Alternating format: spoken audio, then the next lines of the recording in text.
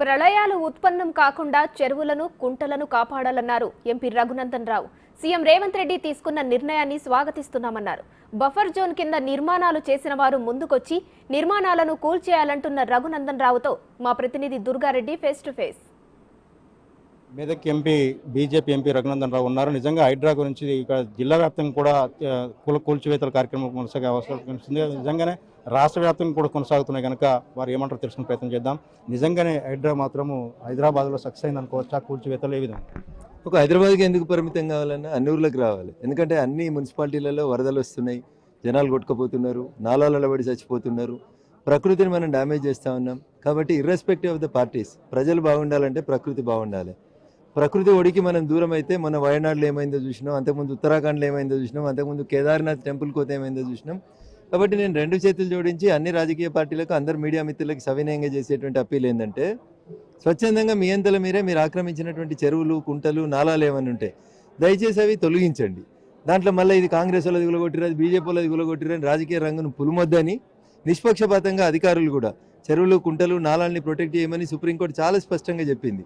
ఎవరైనా పొరపాటున తెలిసి గడితే కూడా సంబంధిత అధికారులపై దాన్ని కూలగొట్టాలనేటువంటి ఆదేశాలను కూడా చాలా స్పష్టంగా ఇచ్చింది. కాబట్టి దయచేసి అధికారులు చేస్తున్న మంచి పనికి అందరం సహకరిద్దాం, ప్రకృతిని, పర్యావరణాన్ని కాపాడుదాం. 2525 చెరువులు, కుంటల్ని కాపాడమని హైకోర్టు చెప్పింది భాగ్యనగరంలో.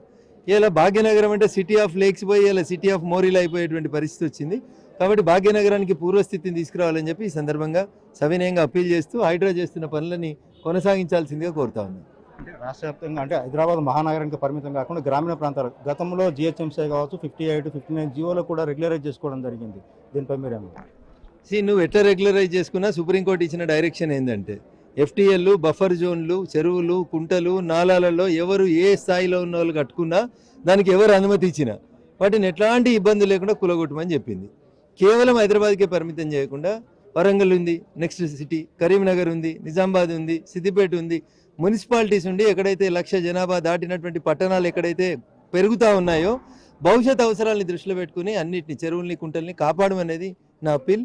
ఈ Hydraa to be extended to అన్ని మున్సిపాలిటీలకు రావాలని నేను కోరుకుంటున్నాను. రేవంత్ రెడ్డి తీసుకున్న నిర్ణయం హైడ్రా కరెక్ట్ అనుకుంటున్నారు?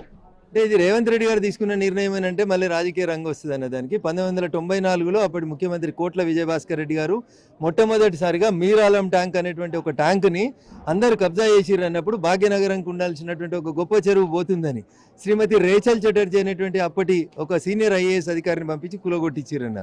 తర్వాత 2007, 2008 లోపల హైకోర్టులో అనేక రకాలైనటువంటి పిల్స్ వచ్చినప్పుడు అప్పుడు ఉన్నటువంటి ఉమ్మడి ఆంధ్రప్రదేశ్ హైకోర్టు చాలా స్పష్టంగా చెప్పింది, లేక్ ప్రొటెక్షన్ కమిటీ అని ఒకటి వేసి దాన్ని కాపాడమని చెప్పింది. దానికోసం జీవో నెంబర్ 154 2010వ సంవత్సరంలో వచ్చిందన్న. జీవోలు అయితే వచ్చినాయి కానీ ఇంప్లిమెంట్ చేయాల్సినటువంటి మంత్రులు, ప్రభుత్వాలు నిద్రావస్థలో ఉండడం వల్ల ఈ దుస్థితి వచ్చింది. ఇప్పుడు ఉన్నటువంటి ప్రభుత్వం ఆ కార్యక్రమాన్ని ప్రారంభించినందుకు నేను అభినందిస్తూనే విమర్శకులకి తావియొద్దని, తప్పుడు పనులు దీని ద్వారా జరగకుండా చూడాలని, పక్క పార్టీల్లో కొట్టిర్రు మనకి కొట్టలేదనేటువంటి ఆ చెడ్డ పేరుని తెచ్చుకోవద్దని ఈ రాష్ట్ర ప్రభుత్వానికి నేను ఇచ్చేటువంటి సూచన. అంటే కొంతమంది కోర్టుకు వెళ్తున్నారు, కోర్టు గైడ్లైన్స్ తీసుకొస్తున్నారు, ఆపే ప్రయత్నం చేస్తున్నారు. దీనిపై మీరు అన్న కోర్టు చెరువులో కట్టుకోమని అంటదని నేను అనుకోను. ఒకవేళ ఏదైనా తప్పు అఫిడవిట్లు ఇచ్చి ఎవరైనా స్టే తీసుకొస్తే 2 రోజులలో స్టే వేకట్ అవుతుంది, కొట్టేసేయాల్సిందే. ప్రకృతిని మించింది ఏం లేదు. మనం ప్రకృతిని కాపాడకపోతే ప్రకృతి వయనాడులో ఏం చేసిందో చూసిర్రు, అట్లే అవుతుంది. రేపు భాగ్యనగరం కూడా చిన్న వాన పడితే వరదలలో మొన్న మాన్యువల్ తెరిచి 2 ఏళ్ల పిల్ల మాన్యువల్లో పడి చచ్చిపోయిందన్న. ఎవరికైనా పిల్లలు ఉంటారు. 18 ఏళ్ల చెల్లె కన్నెటికొండ మీద వస్తుంటే ఆడ నాలా ఉంది, ఎల్లో కన్నా పోయింది, కొట్టుకుపోయింది. ఇవి జరగాలని ఎవడన్నా దుర్మార్గుడు కోరుకుంటే వానికి విఘ్నతకే వదిలేస్తుంది. Thank you. చూడొచ్చు, పార్టీలకు అతీతంగా కూడా అన్ని ప్రాంతాలకు హైడ్రా రావాల్సిందే. నిజంగా పార్టీలకు అతీతంగా కూడా ఎవరైతే చెరువులో నిర్మాణాలు చేసారో ఖచ్చితంగా కూడా కూల్చివేయాల్సిందే. ఆ దిశగా మాత్రం మేము స్వాగతిస్తున్నాము. నిజంగా పార్టీలకు అతీతంగా బీజేపీ కావచ్చు, కాంగ్రెస్ కావచ్చు, ఇతర పార్టీలకు అతీతంగా కూడా అందరూ కూడా హైడ్రాను కూడా స్వాగతించాల్సిన అవసరం ఉందని చెప్పి వాళ్ళు ప్రయత్నం చేస్తున్నారు. బీజేపీ ఎంపీ రఘునందన్ రావు చెప్పే విషయం అయితే మనకు కనిపిస్తుంది. నిజంగానే హైదరాబాద్కే పరిమితం కాకుండా ప్రతి సెంటరు, ప్రతి మండల కేంద్రము, గ్రామ పంచాయతీ కూడా రావాలి. ఎక్కడైతే చెరువులు ఉందో వాళ్ళని ప్రళయాలు ఉత్పత్తులు కాకుండా గతంలో చూసినాము, ఇవి ఎప్పుడు కూడా జరగకుండా ఉండాలని చెప్పి ఆ ప్రయత్నంగా వాళ్ళు చెప్పే విషయం అయితే కనిపిస్తుంది. కెమెరామెన్ కృష్ణతో దుర్గారెడ్డి, బిగ్ టీవీ, సిద్దిపేట.